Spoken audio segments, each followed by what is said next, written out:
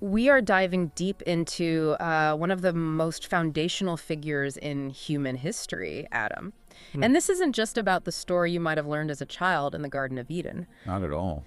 This is a figure who, well, he profoundly shapes global theology, dictates huge concepts of sin and salvation, and even forms the very root of our language for what it means to be human. We really think we know this story, but when you look at the sources, you see these incredible layers of complexity built up over, thousands of years. Right.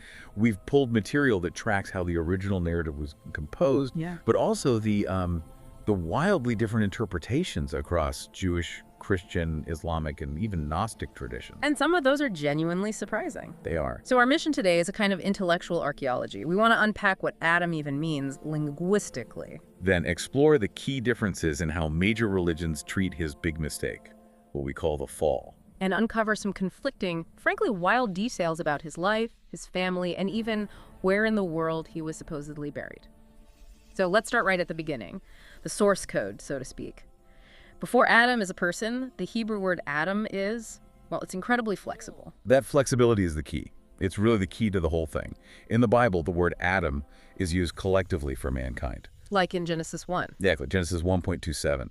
But then it's used to mean just a human in Genesis 2. Yeah. And then it's even used in a gender non-specific way for man and woman in Genesis 5. So it only becomes this specific male character, Adam, through the story itself. Precisely. The narrative makes him an individual. That creates this tension, doesn't it? Is this story about the fault of one person, or is it a reflection on the human condition for all of us? I think it's definitely the latter. And that ties right into another core literary idea, which is the bond between Adam and the earth. Adam and Adam. Yes. The Hebrew for earth, or ground, is Adama. Adam is molded from the dust of the Adama, and after the fall, his curse is to labor on that same ground and ultimately return to it. This is a perfect cycle. A perfect, powerful cycle. It describes our divided nature. We're earthly, made of dust.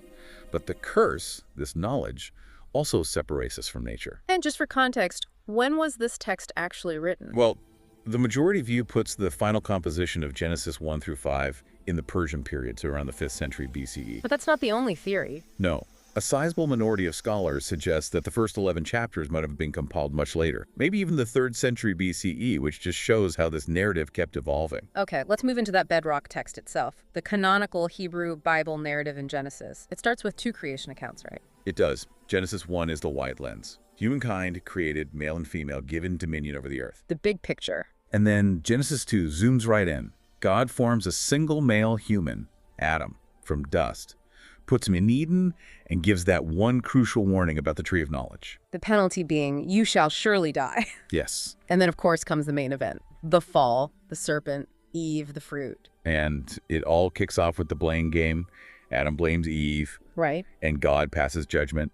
The serpent is condemned to crawl, the woman to pain and childbirth and subordination, and Adam to a life of labor. You pointed out something really interesting in the structure of the text here, in the death sentence for Adam in Genesis 3.19. The chiastic structure. What is that? It's a really elegant literary device. It's like a mirror. The second half of a statement reflects the first half, but in reverse. Okay. So the verse says, "For dust you are, and to dust you shall return." The structure itself, dust.return, perfectly links his creation from dust to his final return to dust. It completes the circle. The entire arc of his existence in one sentence. Exactly. And then, of course, the story continues. Genesis 4 gives us Cain and Abel, the first murder, and Genesis 5 lists all the descendants down to Noah. Adam, the text says, lived to be 930 years old. 930. Incredible. Yeah. So if the canonical text is a little bit sparse on details about Adam's creation, how did later rabbinic scholars start to fill in the gaps? Oh, they embraced it. They turned Adam into this figure of immense mystical and global importance. How so? Well, for example, some traditions say God didn't just take dust from one place. He took it from all 4 corners of the earth. Wow. So this Adam had 4 colors in his body: red for blood, black for bowels, white for bones, and green for pale skin. It was a way to explain the diversity of all humankind. So Adam was a globally sourced project right from the start. What about his spiritual side? They went way beyond the simple breath of life. They said Adam's soul is literally the image of God, and that it fills the body just as God fills the world. But maybe the most surprising detail is the belief that Adam originally had a body of light. identical to the light God created on the very first day, and that this glory could be regained. A body of light. That is a serious upgrade from dust. It is. And this is also where we get the famous story of Lilith, right, as a solution to a textual problem. That's right. The rabbis saw two different creation counts for woman 1 in Genesis 1, another in Genesis 2. So they needed to explain that. Their solution was that God first created a woman from dust, just like Adam. Her name was Lilith. But she refused to submit to him, insisted on equality, and she fled. So Eve was the second attempt. Eve was version 2.0, created from his rib, and therefore a more, let's say, agreeable companion. And in this tradition, who gets the blame for the fall? It's complex. Eve convinces Adam to eat because she fears dying alone and him taking another wife. But God's rebuke falls squarely on Adam. He was the head, and he failed to hold firm. Now, if we jump over to Gnosticism, the view of Adam's body is completely different. It's not a vessel of light. It's the absolute opposite. For the Gnostics, the physical body is a prison for the soul. A prison. Yes, they believed a lesser, flawed creator, the demiurge, was tricked by Sophia, or divine wisdom, into blowing the soul into the physical atom. The body wasn't a divine creation to be honored, it was a trap. Okay, so we've seen these divergences, but Adam's story is really the engine for one of the biggest theological breaks of all time, the problem of sin. And what's fascinating here is how uniquely Christian the concept of original sin becomes. You just don't find it in Judaism or Islam in the same way. Not at all. The doctrine is developed primarily by the Apostle Paul.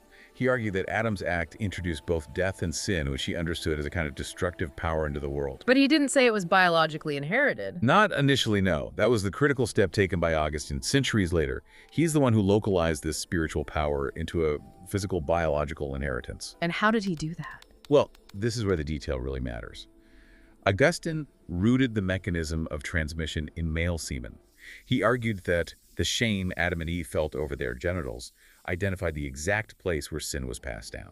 And that was based on the science of the day. Completely. Based on ancient biology, which held that the male sperm contained the entire blueprint for a new person. So what did that achieve for him philosophically? Why was a biological mechanism so important? It solved the problem of universal guilt. If sin was just some vague power, why does everyone die? By making it a physical, inherited defect, Augustine could argue that every single human is born stained. And that makes a redeemer logically necessary. It makes Redeemer Jesus, who was not conceived by human means, the only possible solution. Okay, now let's contrast that with Islam, where the story of Adam is just dramatically different. Day and night. In Islam, Adam is the first prophet and the first Muslim. He is a Khalifa, a deputy appointed by God on earth. And the incident in the garden, it's treated not as a generational curse, but as a lesson. Exactly. Adam and Eve both ate from the tree, and they share the guilt equally. This is a crucial distinction. Eve is not blamed for the pain of childbirth. The doctrine is that God never punishes one person for another's sin. So there's no inherited damnation. None. Adam repented, and God immediately forgave him. That becomes the model for all human life. You make a mistake, you become aware, you repent, and you are forgiven. And I believe the Shia school of thought takes it even further. They do. They argue it wasn't even technically a sin because the rules of obedience only really apply on earth, not in heaven. So to wrap this all up, let's look at this fascinating question of where Adam is buried. It seems like different faiths tried to claim him as the physical center of their world. They did. The location of his grave basically tracks the establishment of each faith's central holy site. So in Jewish tradition. In texts like the Apocalypse of Moses, Adam was created and buried at the altar of the Temple of Solomon. This was seen as the center of the world, the gateway to Eden. And early Christians. They adapted that, of course. Of course. By the 4th century, they had moved the burial site to Golgotha, where Christ was crucified. It's now Adam's chapel in the Church of the Holy Sepulchre. And there's a legend that goes with it. A very dramatic one. Yeah. The legend says Christ's blood trickled down through the earth and fell on Adam's skull, restoring life to the father of the human race. Meanwhile, Islam places Adam's story in a totally different part of the world. A completely different geography. Islamic tradition says Adam fell on Adam's Peak in Sri Lanka, thought to be the closest mountain to heaven. And then? He traveled to Mecca, where he repented and built the first sanctuary, the Kaaba, and then he ultimately died in India at 930 years old. It's just incredible how one figure is so foundational for so many faiths, even Yeah. beyond the big three. Absolutely. For Mandaism, Adam is their founder and first prophet. For the Druze faith, he's the first Natik, or spokesman, who transmitted the core monotheistic teachings. And finally, we have to touch on the modern view. How does science see this? Well, modern scholars see the Genesis narrative as one of many ancient origin myths, influenced by older stories from Mesopotamia like the Epic of Gilgamesh. In genetics? Right. Genetics has borrowed the names. We have Y chromosomal Adam and mitochondrial Eve, but they represent the most recent common ancestors, traced through male and female lines, and crucially, they live tens of thousands of years apart. So, not a historical couple. Not at all. It confirms the reality is far more layered than the myth. We've covered so much ground here, from the linguistics of Adam to these wild, non-biblical stories of Lilith and a body of light, and of course that massive theological split between original sin and immediate forgiveness. It really raises an important question for you to think about. Given that Adam's story is so rooted in the earth, the Adama, and he lived for 930 years before returning to that dust, how does your own worldview resolve humanity's divided nature? Are we defined primarily by the earthly material we came from, or by the light and the potential for knowledge that every single one of these traditions, even Gnosticism in its own way acknowledges, is somewhere inside the soul? That is a fundamental question, a perfect place to leave it. Thank you for guiding us through this. My pleasure. Until next time.